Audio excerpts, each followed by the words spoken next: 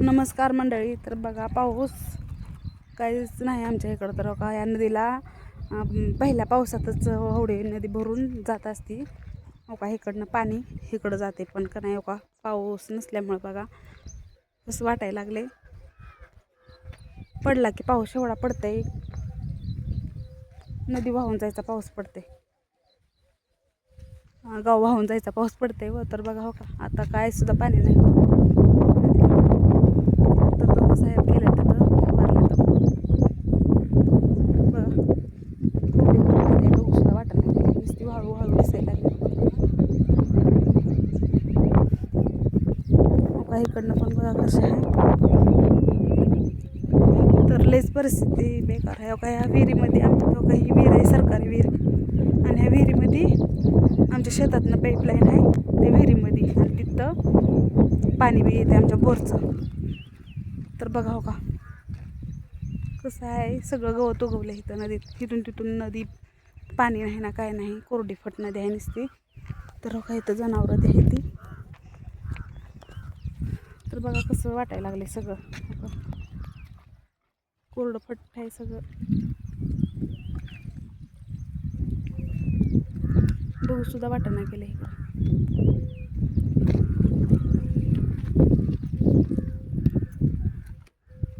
इथं सगळं पाणी असते, जायला सुद्धा येत नाही प्रत्येक पावसाळ्यात. आणि ह्या वर्षी पाऊस काहीच झाला नाही इकडं. काही गेलेल्या वर्षी पावसानं झालेलं आहे बघा, हे असं मोडलेलं आहे सगळं. तर बघा कसं पांढरं शिपट वाटायला लागले सगळं. आणि आता सध्याला पण आभाळ काहीच नाही, पाऊस पण नाही, कसलाच पाऊस नाही. तेरणा नदी आहे, बघा पडलाच आमचं शेत आहे. बघा कसं झालंय सगळं, कसं तरच वाटायला लागले. काय सुद्धा पाणी नाही, सगळं कोरडं कोरडं झालंय.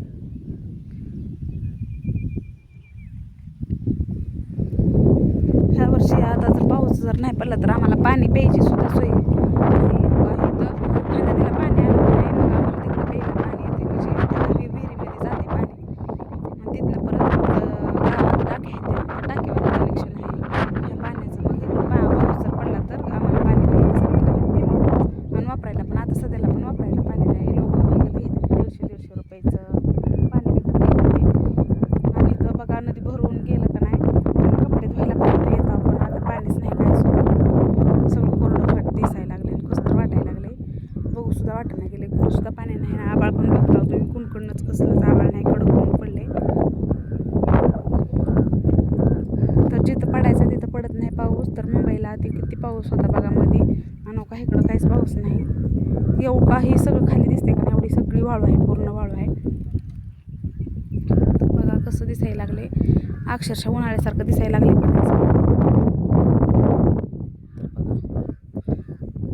पिकं चांगली आली ती, त्याच्यापुरता पाऊस पडलाय म्हणायचं.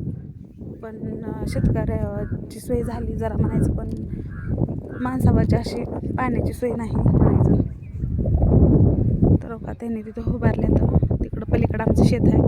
आणि काही गेलेल्या वर्षी काही पाऊस आल्यावर सगळं असं मोडलं होतं, एवढा पाऊस पडला होता. तर बघा कसं झालंय, कसं वाटायला लागले. पाऊस असल्यावर, पाणी असल्यावर जरा करमते, तर इकडं तर पाणी नसल्यामुळं कसं तरच वाटायला लागले. इकडं पाऊस नसल्यामुळं नका सगळं असं वाळून वाळून गेलेलं आहे, वाट पण वल्ली सुद्धा दिसत नाही गेली. तर बघा तुम्ही कसं दिसायला लागले सगळं. कोणकडे बसले ते वा, होय कोणकडे बसले ते? वहिनी ताई ते तिकडनं जायचंय का इकडनं? इकडनं चला, मारतेले की बैल ते आहे तिथं. नग बाबा बाया इकडनं जाता होती, वाटावरच आहे ती. तर बघा का इकडनं अशी बावलोट आहे आमच्या शेताकडे जायला अशी, आणि इकडनं काही रस्त्यानं असं जायचं रोडने, इकडनं जातो आम्ही असंच. तर बघा आमच्या नदीकडं बघू सुद्धा वाटणं गेले आम्हाला, थोडंसुद्धा पाणी नाही कसलंच. बघा लांबून कशी दिसते नदी बघा. तर आता तिकडनं तर इकडनं आहे वाट.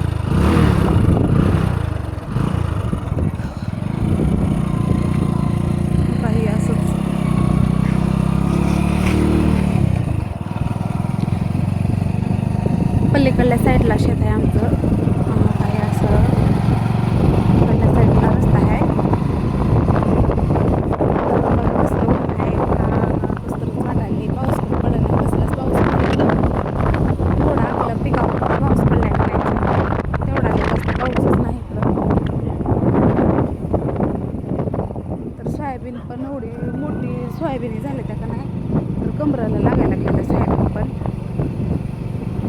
तर बघा इकडनं अशी वाट आहे आणि तिकडनं मग तुम्हाला दाखवली तशी पाऊल वाट आहे थोडी.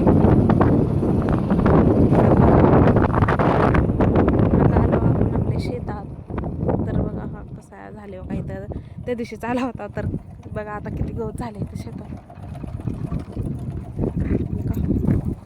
आता इथनं जायला पण येते का नाही की आज पाणी नाही वाटतं. बोरलाच पाणी येणार गेले तर इकडं पाणी नाही. बघा कसली मोठी झाली सोयाबीन ना. बघा किती छान आली सोयाबीन पण. आता ह्याच्यातून जायचं सुद्धा भ्या वाटायला लागलेले मोठी आली सोयाबीन. चला मोरी वापरेल मला मोरी म्हणालीच का म्हणा. तर बघा गवत तर लय आले इकडनं. तरी त्या दिवशी तिकडलं काँग्रेस काढलं होतं तर का इकडं अजून जास्त किती वाढले. तर बघा कुठं पाय टाकावं ती सुद्धा कळना गेली. तर सोयाबीन बघा कशी आली.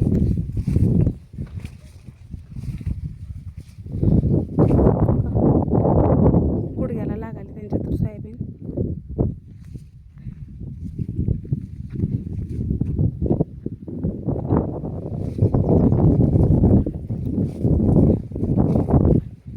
लय मोठी दिसायली का नाही. हो काही तर कसली दिसायला लागली बघा. नीट खाली बघून चलाय माय. तर बघा हो काही सोयाबीन आहे का काय आहे का बघा हो काही तर ह्याच्यात तर उभारलं तर माणूस बुजूनच जाईल एवढी तर सोयाबीन आली. हां अहो खाली गवत दिसायला लागले की लई. हो का हो का हो का मध्ये असं दिसत नाही पण त्या सोयाबीनच्या कडला खरंच किंवा पानं आकडायला लागली हो का गुंडाळायला ते खरंच. तर बघा कशी दिसते आपली सोयाबीन बघा सगळ्यांनी. तर बघा आमच्या गावची परिस्थिती कशी आहे. पाणीच नाही इकडं त्याच्यामुळं तर का असं मध्ये मध्ये गवत आले.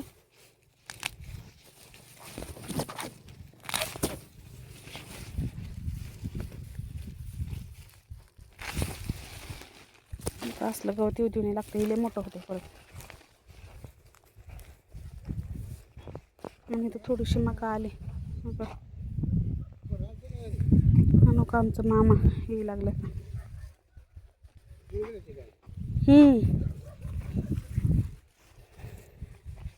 तर बघा कशी सोयाबीन आली. मामाची ड्युटी इथंच असते या शेतात. तर आवडला तर कमेंट करून सांगा. वारं सुटलेले.